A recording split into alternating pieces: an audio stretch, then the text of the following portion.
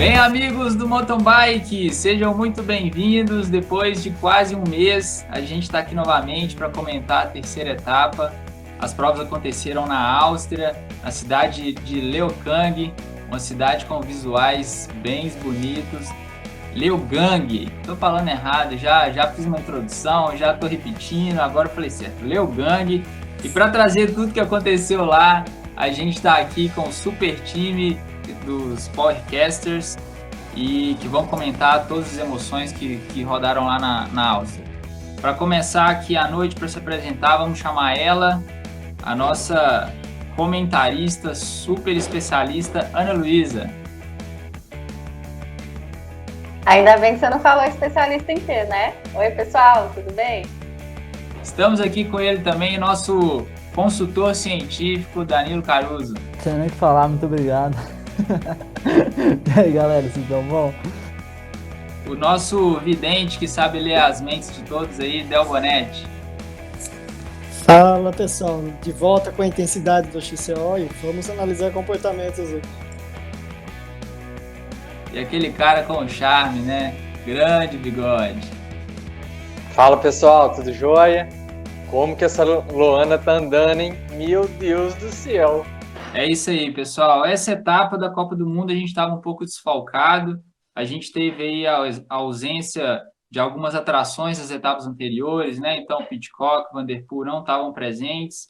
Entre os brasileiros, a gente teve alguns também que não foram. Nossa única representação aí do Brasil foi o Alex Malacarne, que melhorou algumas posições em relação à segunda etapa, né? Nessa etapa de agora, ele terminou na 24ª colocação, na Sub-23, e aí na Elite, né, então a gente não teve brasileiros representando, mas isso aí a gente vai destrinchar um pouquinho aqui com os nossos comentaristas, e aí para começar, vamos de resultados. Danilão, como é que foi? Vamos aí primeiro o short track, né, masculino, fala aí para a galera. Bom, vamos lá, galera.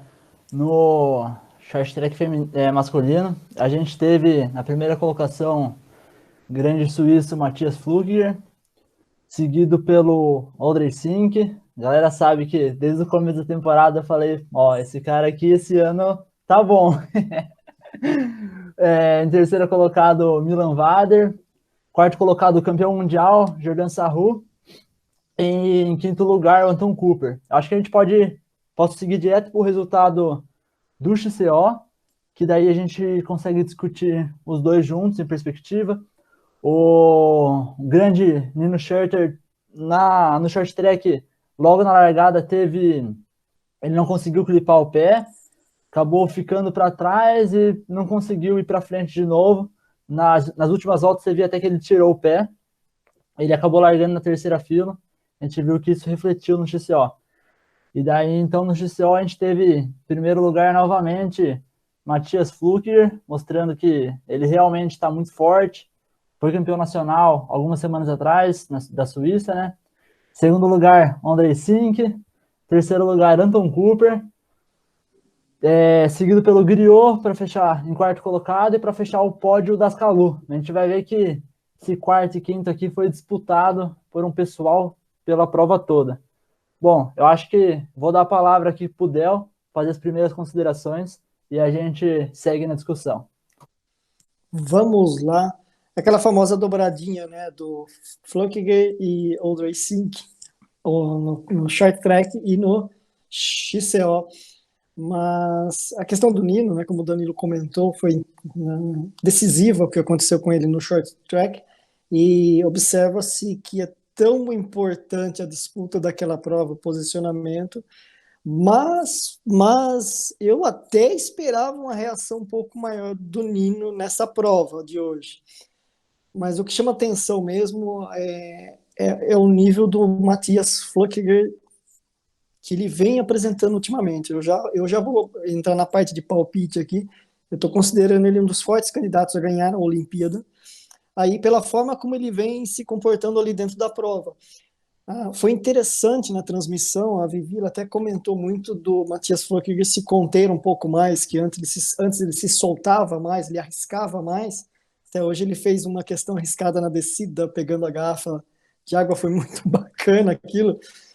E o quanto que ele está atuando de uma forma mais controlada, analisando assim, a grosso modo, mais controlada, e com isso, aquela velha questão, economizando um pouco mais ali de energia, o famoso comercial da Pirelli antigamente, né?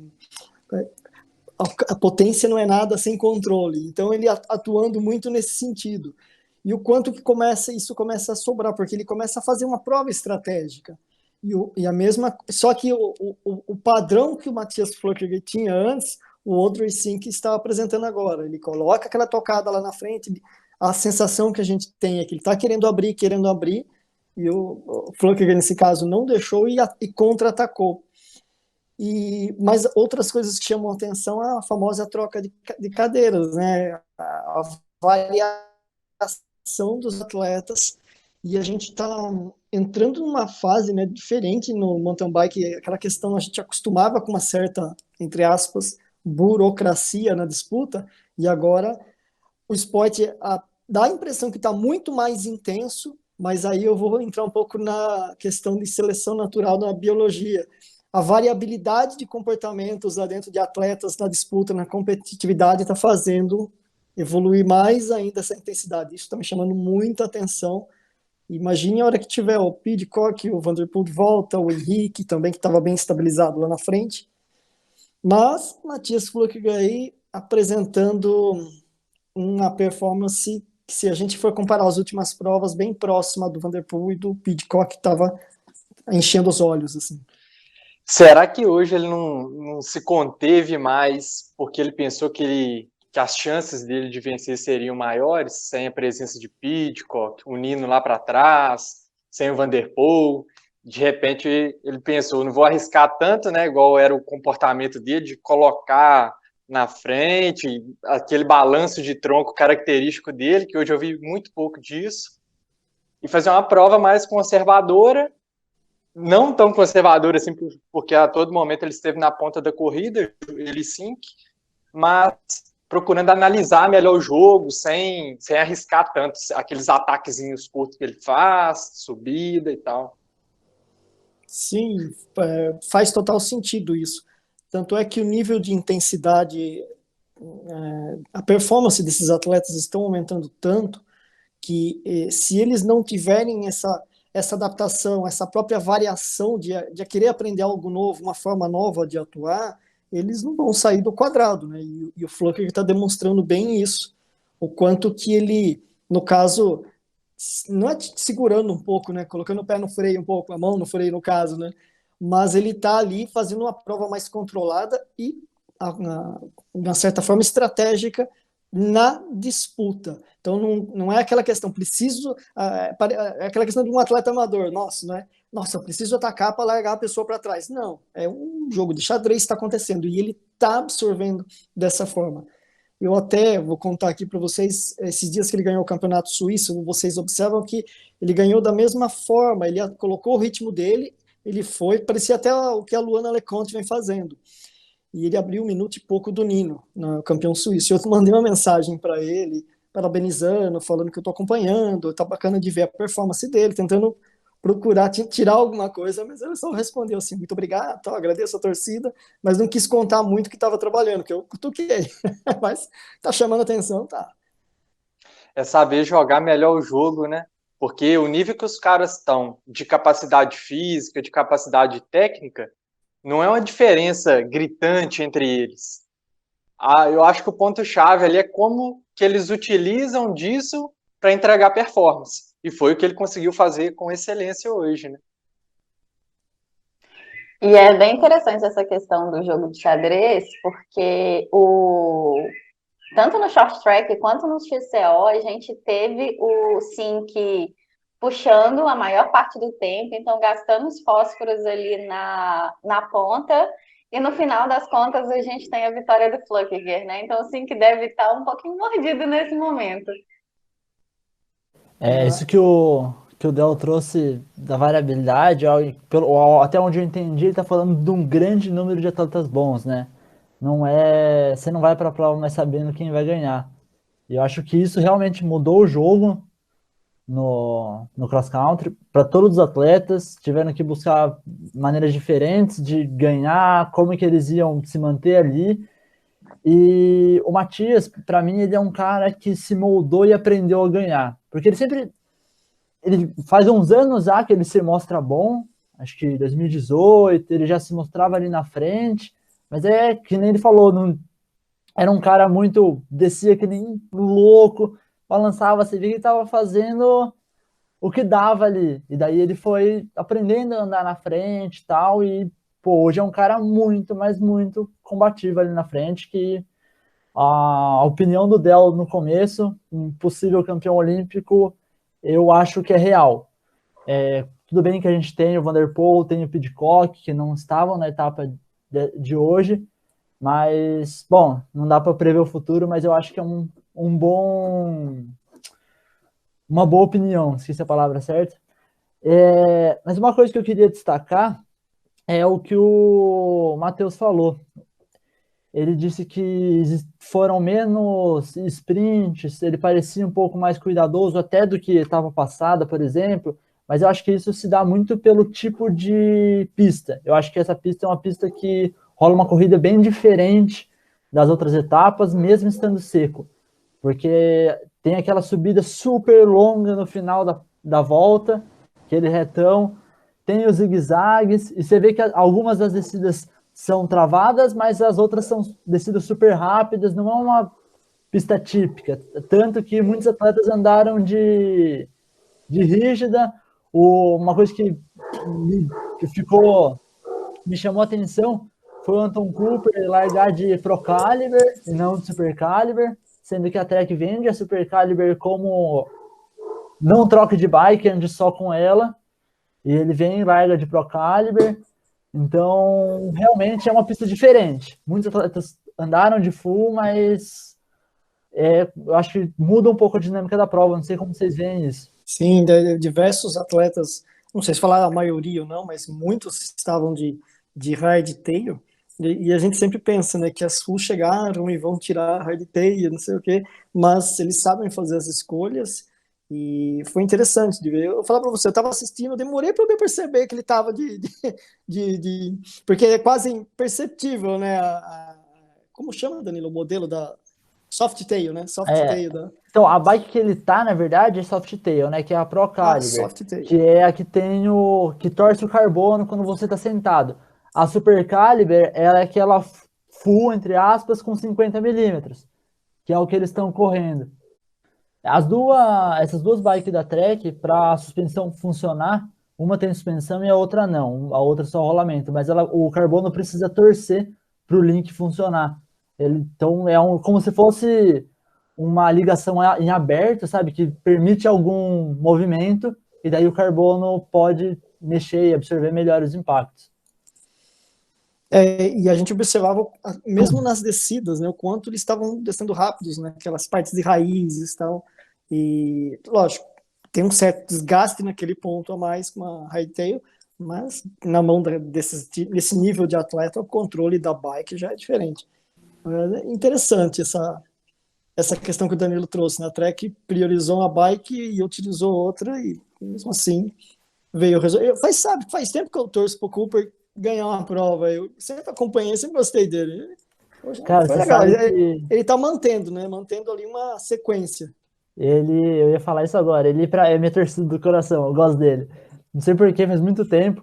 E ele vem tentando ganhar uma etapa de Copa do Mundo, aí chegando ali várias vezes. Acho que eu lembro, assim, teve dois momentos marcantes. Eu acho que 2019, no Canadá, ele largou de rígida também. Essa época a Trek tinha full e a rígida. Todo mundo, pô, Canadá super técnico, ele largou de rígida. Na última volta ele caiu naquela descida famosa na Beatriz, liderando a prova. E daí depois, em 2019, na primeira etapa do ano, em Nova Mestre, eu acho que, posso estar errado, mas acho que é Nova Mestre ou Obstar, ele perdeu no sprint pro Nino. Então, é bom ver ele na frente de novo, aí ele no pódio, e acho que também é um cara que a gente tem que ficar de olho ali, que ele tem potencial para estar ganhando a etapa. Ô, galera, e comenta um pouquinho a ausência dos brasileiros, né? É sempre um êxtase a gente vê, né, o Avancini correndo. Dessa vez a gente não pôde ter esse prazer, né? Fala um pouquinho aí como que ocorreu isso, porque aí a gente tem essa questão das Olimpíadas, né? Talvez eles estejam com outros focos. Enfim, comenta aí um pouquinho como é que rolou. Exatamente. A gente veio das duas primeiras etapas ali, acompanhando com uma certa intensidade os brasileiros, principalmente por decisões das vagas olímpicas e também por hábito o Henrique Avancini, né? A nossa torcida sempre, todas as provas ali na ponta ali das disputas. Mas o Henrique, ele até fez um post esses dias no Instagram. Ele trouxe que era uma questão também de foco, a questão da Olimpíada, uma questão de logística também, principalmente agora, nesse período de pandemia, questão de quarentena, dificulta muito a viagem. Então, para mim, faz total sentido isso, sendo que ele tem um foco direcionado, correto, é um processo dele, tem que seguir mesmo. E a questão dos outros brasileiros é mais questão de agenda mesmo, que não estavam na programação de disputar essa etapa. Vamos aguardar aí a sequência como será, mas eu imagino aí que após a Olimpíada começa-se um novo rumo aí para os brasileiros, da sequência e tal e tudo mais. A Olimpíada está marcada para quando? Se eu não me engano, em julho. E agora não lembro a data, se é mais para o final da segunda quinzena de julho, ou mountain bike, no caso. Então tá quase aí. Eu acredito que seja isso mesmo. No finalzinho de julho. Mas a gente vê que, pô, não foi só os brasileiros que não estavam, né? Teve mais nomes aí que não estavam. Tudo bem que, tem uma galera correndo prova de estrada e tal, mas eu acredito que isso tenha, assim, a ver com mudar de país, mesmo dentro da Europa. Deve estar rolando alguma restrição ainda, e para os brasileiros ir para lá e fazer quarentena era algo realmente complicado, né? Ficar 15 dias andando no rolo, um mês e meio antes da principal prova do ano. Não era logisticamente. Então, acho que ficar aqui foi uma decisão acertada, mas eu não acredito que isso não vai ter um preço. Provavelmente isso vai ter um preço. Porque eles vão ficar sem competir, né? No Brasil não tá tendo prova. E daí vai para Tóquio, daqui um mês e meio, sem 2 meses sem competição, se eles não forem correr mais nada. Então, pô, tem dois lados da moeda aí. Lembrando que o Pidcock quebrou a clavícula, mas já está se recuperando, já voltou a treinar. Meu Deus do céu, acho que eles passaram o Super Bonder ali e já está indo, né? Porque foi tudo muito rápido. Os médicos piram. Pode ser. É aquela questão, desculpa de cortar aqui, aquela questão que nós estávamos falando até num dos últimos análise da Copa do Mundo, a questão da estrutura. A estrutura que o atleta tem, isso aqui, então, até nesse momento aqui foi fundamental para a volta dele, entendeu? Se é um atleta com uma estrutura um pouco mais precária aí, 6 meses aí de INSS, essas coisas. Não, tô brincando. Então, vamos pro feminino, então. Bom, no feminino a gente teve dobradinha também, né? Primeiro, no short track, na sexta-feira, a gente teve a Luana Leconte com primeira colocada. A Rebecca McConnell, de novo, apareceu na frente, parece que mostrando que tá forte realmente. Sim, fez segundo, depois seguida pela Jolanda Neff, Jenny Rivets e Rayleigh Batten. Acho que nada impressionante comparando com as outras etapas, nomes que dava para acreditar que eles estariam aí. Aí indo para o cross country na prova de hoje, uma prova, a primeira colocada não apareceu muito na transmissão. Ela largou, abriu um gap, mas não teve muita disputa ali, mas a disputa da segunda colocada para baixo foi bastante legal de assistir. Acho que é uma prova que vale bastante a pena assistir, porque tiveram bastante movimentações ali, deu para realmente observar algumas coisas que aconteceram na prova de maneira nítida.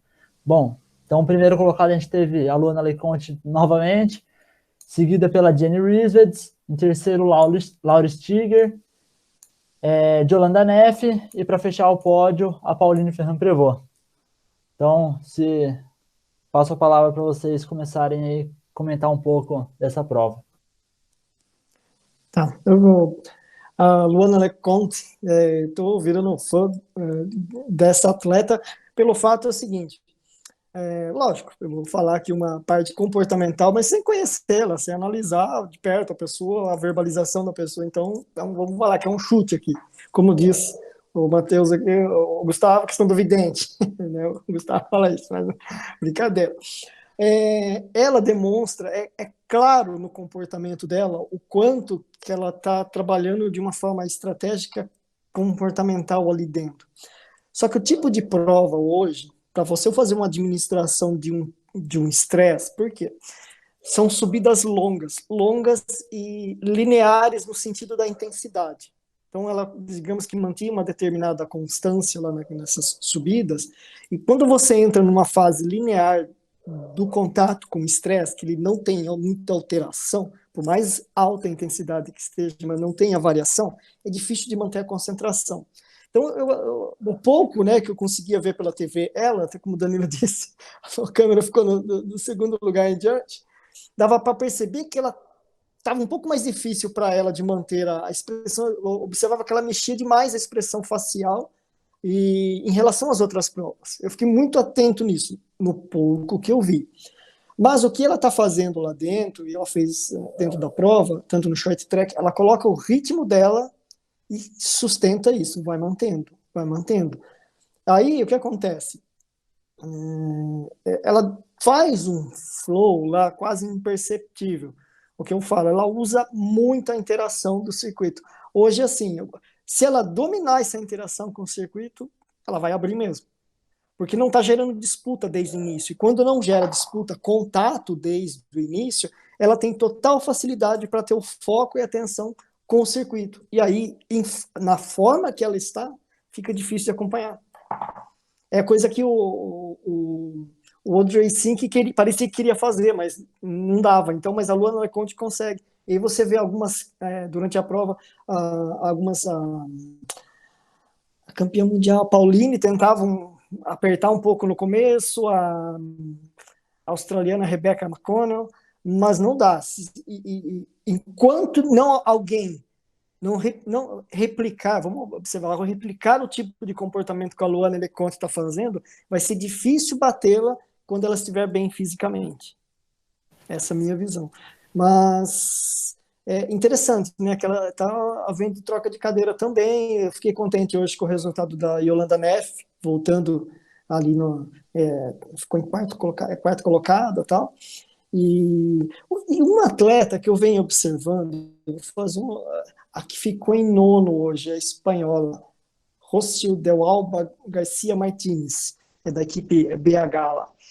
Eu já venho observando a evolução dela, ela é nova ainda, e hoje ela subia estravadona e tal. Eu vejo que é um nome aí na frente que vai vir brigar mais nas próximas, não digo esse ano, mas ela está evoluindo, eu venho acompanhando. Luana Leconte, a terceira vitória no XCO, e a etapa que ela ganhou da Itália Series, lá eu não lembro onde foi, na Itália, ela ganhou da mesma forma, colocou a intensidade lá na frente, manteve. É assim, ela está ditando o jogo, vamos olhar assim, ditando as provas. Se alguém não, dificilmente ela vai entrar numa disputa, alguém vai colocar ela ali, trazer para trás, vamos olhar assim. Eu não sei se para a transmissão fala, fica mais um pouco aí para gerar mais emoção, senão não vai ter jeito. Mas é um padrão, para a elite feminina lá, é um padrão diferente que está acontecendo ali. E você observa as outras tentando. Então, ou seja, está puxando a turma para cima. Então, a tendência é ficar mais emocionante daqui em diante e mais forte.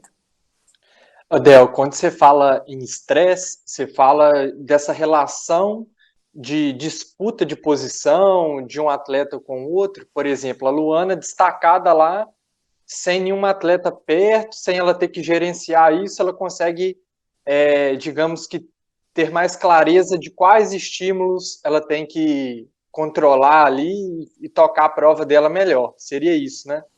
Exato. Ou seja, se ela entra no estímulos, no caso, Matheus, em que ela tem controle, são variáveis que ela consegue controlar. E quando um atleta entra na disputa, você não consegue controlar a variável, se ela vai fazer um ataque, não vai te fechar, não vai como. Aí você fica se adaptando o tempo todo, e nessa adaptação você gasta, mais fisicamente, mais mentalmente e tal. Então, esse análise. Em compensação, a Yolanda Neff e a Pauline, do meio para o final da prova, era pau quebrando nas descidas. A Vivi e o Cadeira até comentaram do xingamento, um suposto xingamento que aconteceu, né, na ultrapassagem, mas para a gente ter essa clareza, né, porque a prova não é só o estresse físico, não, mas o mental também de disputa, de competição ali. Sim, total. É bem nesse sentido. Vou só voltando rapidinho na masculina. Teve um lance num topzinho que um atleta tinha que falhado. Eu não lembro, o atleta que estava atrás deu um empurrão, sabe? Ajudou. Eu não lembro agora quem. Depois eu vou procurar. Vocês lembram disso? Ele deu até um empurrãozinho, tipo, não ultrapassou o cara, estava na dificuldade. Ele deu um empurrão na subida, assim, ó, segue o jogo. Eu acho que foi o Alan Harter. Perfeito. É isso mesmo, Matheus. Ele mesmo. Eu não lembro quem estava na frente, mas foi o Alan Hartley que fez isso. Achei bem bacana isso aí. Eu acho que vale destacar que a Luana Leconte ela consegue fazer isso porque ela está incrivelmente bem fisicamente. E quando eu falo fisicamente, é de força, tecnicamente, ela realmente é rápida em cima da bicicleta. Porque, como o Del falou, o Sink fez uma super prova hoje. Acho que, assim, ele, mesmo fazendo segundo colocado, surpreendeu muito mais do que o Flückiger, e vem surpreendendo nessa temporada. Mas ela tem as condições de andar dessa maneira. E não é fácil andar dessa maneira. Eu vou dar um exemplo. Em 2018, 2019, eu acho, teve uma prova, eu não sei se na Suíça ou na França. Eu sei que o Nino largou, e para quem assistiu essas temporadas, o Nino tem aquela estratégia típica. Ele atacava, deixava 2 ou 3 vir, daí tirava um pouco o pé e o pelotão ficava menor na frente, e daí a disputa se dava ali. Só que ele largou, atacou e sobrou sozinho. Aí ele andou a prova inteira sozinho. E você via que ele ficava olhando para trás, e daí depois no final da prova, na entrevista ele falou, pô, a hora que eu ataquei e sobrei, eu falei, o que aconteceu aqui? Tipo, agora vai ser realmente difícil, porque é muito difícil você conseguir fazer o que ela faz, de gerenciar a prova sem ter alguém para você ver, sem ter um estímulo. Você tem que fazer a própria pista virar estímulo, você saber que velocidade você está baseado apenas em você. Então a performance dela é realmente inacreditável. E é muito difícil alguém bater ela. Vão ter que treinar bastante. Só completando rapidinho o que o Danilo falou, 2 coisas. Aconteceu com o Henrique Avancini, lembra quando o Nino furou o pneu nos Estados Unidos? Foi em 2019, na última etapa. O Henrique abriu lá 1 minuto e meio, e aí foi difícil manter essa questão na frente. E acontece com a gente, sabe? Quando a gente tá fazendo um treino sozinho, treino solo, aí você vê alguém no meio do morro lá, fala, agora eu vou apertar para alcançar para ver quem é. Então, o quanto que a gente precisa do estímulo, entende? E o quanto que é difícil você sozinho administrar ali no alto nível de intensidade. Então, como o Danilo disse, fisicamente ela tá fantástica, alinhando aí com a questão estratégica mental ali. É difícil mesmo batê-la. E um pouquinho para trás ali no feminino, foi também bem bonito ver a Jenny pulando para frente, né? Não tava na briga direta ali a prova toda. E, pô, na última volta foi lá para segunda. A de Holanda também se mantendo ali. Eu acho que, pô, foi uma prova bem legal de assistir. Por mais que a Luana já decidiu a prova de começo, foi uma disputa acalorada ali. Eu gostei da prova da Laura Stiger também. Eu achei ela bem agressiva na forma com que ela sobe, que ela desce.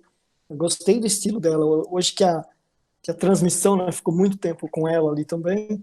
Então, me chamou atenção isso. Com certeza. E a gente vê tanto no masculino tanto no feminino essa coisa da pista que eu trouxe, o quanto de atleta que estava na frente e no final da prova foi para trás, como virou o pelotão da frente, né? E provavelmente a Vivi falou bastante disso, né? Porque quebraram. A prova é muito constante, muito dura, e chegou no fim ali, deve ter dado um baque. A gente viu que o Matias, por exemplo, fez a volta mais rápida dele na última volta. Então, administrar o quanto você ia queimar os fósforos, que a galera gosta de falar, era importante. No feminino, um exemplo aí de que estava rodando no primeiro, na disputa da cabeça da prova era a Helen Baten, e no masculino o espanhol, o Stape. Os dois acelerando a prova toda, terminou a prova, sumiram do mapa. Até na transmissão eu particularmente não acompanhava, né? Eu vi que o pessoal, o Evi e o Cadeira citaram sobre esse espanhol e que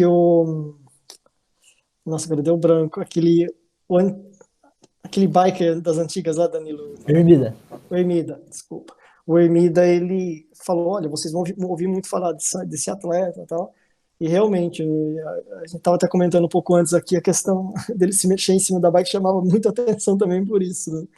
Mas você vê que é um atleta muito forte, então é novo, então, deve estar pegando ali uma experiência ali, uma maturidade ali competitiva ali na frente, muito que a curto prazo aí ele vai conseguir administrar melhor isso aí. Acho que balançar é o segredo, né? A gente viu o cara que balançava antes ganhar hoje. E é a tal da variedade que você comentou no início do episódio. É uma pessoa que às vezes não está ali no holofote e numa prova aparece, se destaca. Até pelas características dele, né? De balanço do tronco. Exato. E por isso que vai ser muito difícil pro Nino aí segurar esse trono aí, sabe? Olha, por incrível que pareça, o Nino tá parecendo uma incógnita pra gente agora. É estranho, né, falar isso. E a gente vê a Luana Leconte tá fazendo todo mundo, todas as outras virarem uma incógnita, né? Porque tá tendo uma variabilidade ali atrás.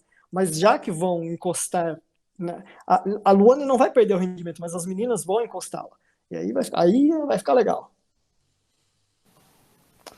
Sim. Eu queria que o Nino ganhasse a mesma etapa, pra falar a verdade, viu? Que ele encostasse na Absalom, pelo menos. Tá só batendo na trave, né? Não vai ser fácil. Não vai ser fácil. Vamos ver no final da temporada, depois das Olimpíadas, como é que a galera vai estar. Mas não vai ser fácil para ele bater esse recorde aí, não. E por mais que ele esteja bem, né? Ele largou em 34, acho, e fez um top 10. Porra. Mas não é o Nino que a gente conhece. O Danilo, uma pergunta. Se tem a última prova do Nino, ele chegar disputando com o Hunter Cooper, para quem você vai torcer? Pro Nino, velho. O Hunter Cooper tem muito tempo de carreira ainda.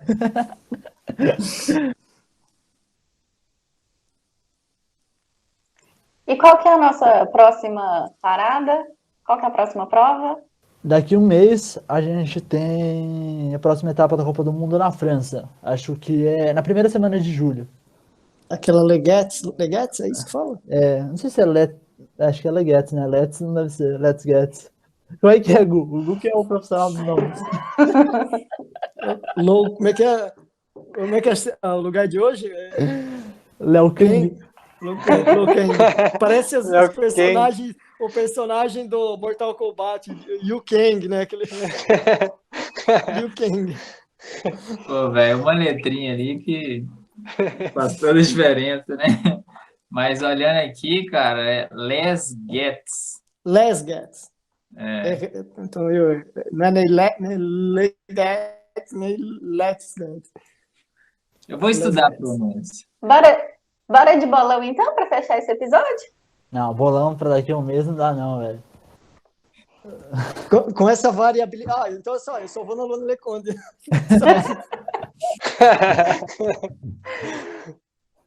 Não, bolão, assim, se a gente for falar assim, com essa variabilidade, a gente tem que colocar assim, fazer um bolão dos 10. Aí a gente tem uma probabilidade um pouco maior de acertar alguns lá, entendeu?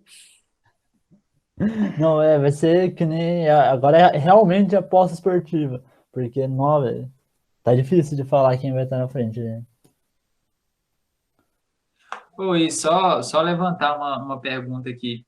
Vocês acham que todo mundo vai estar participando na próxima etapa, que a gente comentou dos Jogos Olímpicos, né?